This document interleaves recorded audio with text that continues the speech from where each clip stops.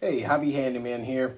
So I have a chipper shredder here, and the tire on one of the wheels has come unseated from the rim.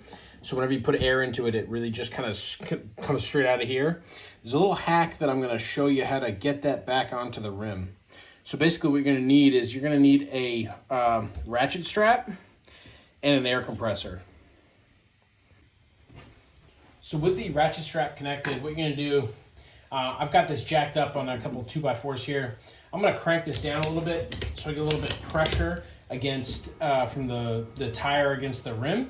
And from here, basically, we're just going to put air into it, and that should pop it up enough just to bind into the rim. All right, with that ratcheted down, we're going to put some air in and see what happens.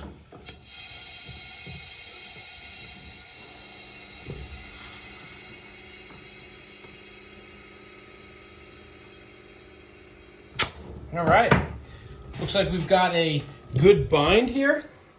We've got it back on pretty well. I'm gonna let that strap off and hopefully it holds air. All right, now that I got the strap off, I've inflated to 40 PSI, nothing's leaking. We're good to go. Thanks for watching. Thanks again for watching, guys. If you have any questions, let me know. Otherwise, I'll see you next time. Please hit like and subscribe.